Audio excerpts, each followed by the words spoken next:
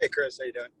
Good. Um, before before Ohio State had offered you and kind of taken an interest in you on the recruiting trail, how much were they even like on your own personal radar? A, just being from California, and B, maybe being a little more of an unheralded recruit.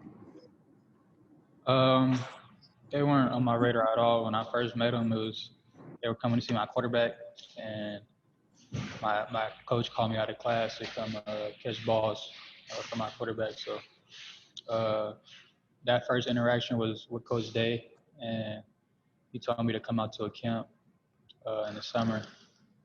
And I wasn't really looking to come out because I wasn't really a big recruit. So he reached out to me again after like my third game, my senior year, and we just kept building from there. And he ended up offering me like mid-season. So I mean, did you take like an immediate interest in them, or like was the distance an issue for you at all? Or I mean, obviously Ohio State's this big time program who's had success. Did you kind of immediately, pursue that and want to play there? not at all at first. I mean, I never really thought I was gonna get an offer from Ohio State, uh, but it was definitely an interest. Location was tough for me because I'm big on family, but I ended up making the best decision at the end. So. All righty, we'll go next to Tony Gerdeman from Buckeye Scoop. Tony. Chris, the way things are going right now, do you feel like the passing game is almost unstoppable? We feel like we have a lot of targets in the passing game, a lot of threats, and a lot of people we could depend on in the passing game. That's how we feel like we're unstoppable there. We don't just have two or three people. We have multiple people we could go to, especially on third down and them deep shots. We could go to multiple people also. So that's where we feel comfortable, and I do feel like we're unstoppable in the passing game. And then how are you keeping the young guys locked in as well? Maybe not seeing as many snaps as perhaps they expected. How do you keep them locked in during practice and throughout the week? I mean, we all went through that as freshmen. Not playing much. I know I went through it. Jameson and Garrett went through it. But, I mean, practice is practice. And, we all practicing hard that's what we do here. So that's pretty much how we stay locked in. Thank you. We'll go next to Joey Kaufman from the Columbus Dispatch. Joey. Chris, do you feel your timing this year is better with Justin than it was last year? Yeah, I feel like it's way better. I mean, I know when the ball is gonna come out. I know he knows my body language. He told me early. He knows where I'm gonna be. We built that chemistry along this off season. I mean, just throwing a lot, and, getting those reps, the physical reps at the practice field, and just being able to read each other better. I feel like we're way better from last year, and we just got to keep building on it. So, was it just a lot of reps this offseason? Because a lot of the throws he hits you on are high difficulty passes. They're not normally ones where you'd have this amazing timing typically. Yeah, it all comes together at the end. I feel like he trusts me and I trust him. So when he see me one-on-one, he could trust me with throwing that ball up and put it in a good spot for me to make a play on it. But in the routine and the routine passes, those got to be routine, and we got to capitalize on those. But on the contested catches, I got to make a play for him, and make a play for the team. All right, we'll go next to Stephen Means from Cleveland.com. Stephen. Chris, kind of along those same lines. Starting off, how do you and Garrett, one of you being outside and one of you being inside? I know Garrett can move outside as well, but for the most part, he's in the slot and you're outside. How do you two kind of complement each other? And, how is going to, I guess, Justin take advantage of that within games? I feel like me and Garrett are a good duo. Garrett get a lot of targets in the slot, and if they want to bracket him in the slot, then you got me on the outside, or you got Rucker on the outside, or you got Jameson on the other side. But if they double me, then you got Garrett underneath or running slants or running a corner route. So I feel like they got to stay true. They got to stay true to both of us, and they can't just focus on one of us. So.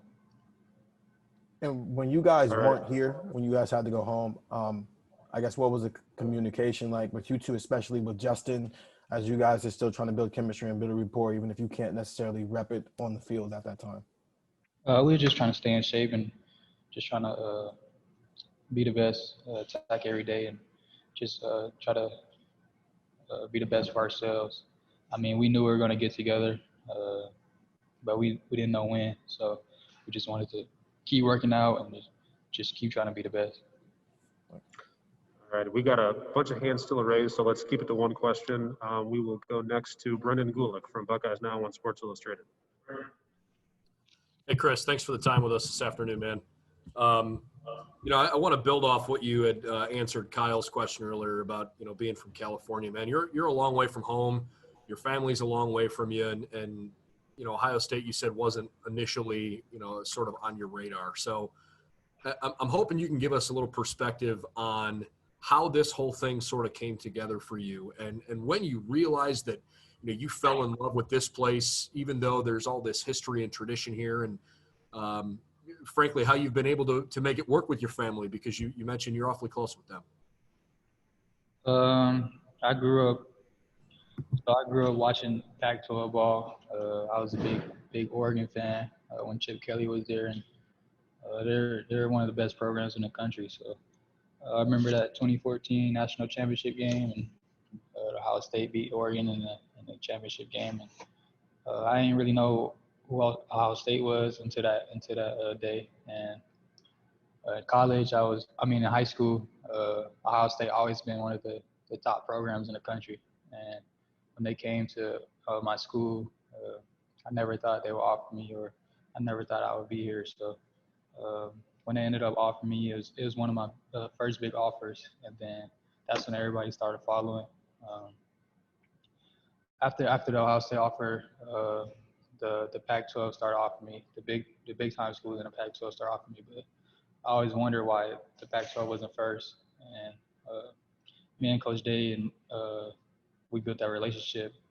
He built that relationship with my family, but he always was honest with me throughout the whole recruiting process. And when I visited Ohio State in November for the Michigan State game, it felt like home. But it was so far away, so I waited it out to try to visit some Pac-12 schools.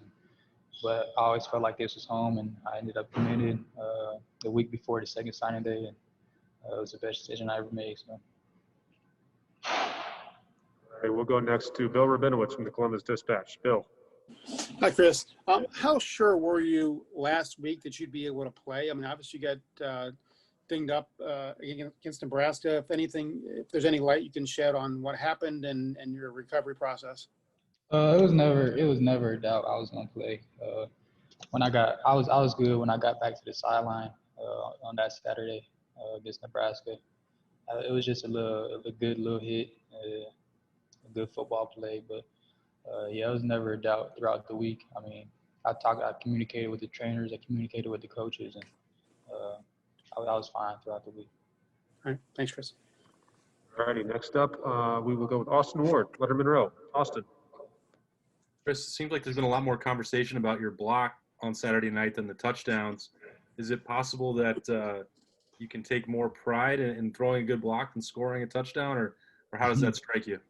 My freshman year, we had a lot of good blockers in the room. Learned from Terry and Paris and Johnny and Austin Mack, and those guys always took pride in their blocking. So that's a big thing in our receiver room, and I'm looking to take more pride in my blocking this year. So. Thanks, man. Okay, next up, let's spend Patrick Murphy, 247. Patrick. Chris, Justin talked a little bit about the deep ball connection he has with you and Garrett. From a receiver standpoint, what goes into catching a deep ball from a guy like Justin, who's obviously pretty accurate with it, but you still have to get open and find the ball? Take us through your perspective on those shots. Them the shots that we want.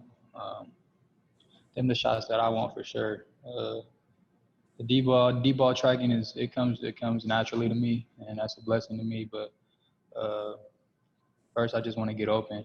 I want to have some separation between me and the DB, and at the end of the day, you just got to make a play. That's one of my favorite things in football is to be able to make that deep ball and make a big time splash in the game. So, and that's why I'm here. All right, and last questioner for Chris will be Dan Hope from 11 Warriors. Dan. Hey, Chris. The other night on the radio, Ryan Day said that you might be the best receiver that he's been around. What does that mean to you to get such high praise from your coach? That means a lot, especially coming from Coach Day. He's been around a lot of good receivers, guys like Deshaun Jackson.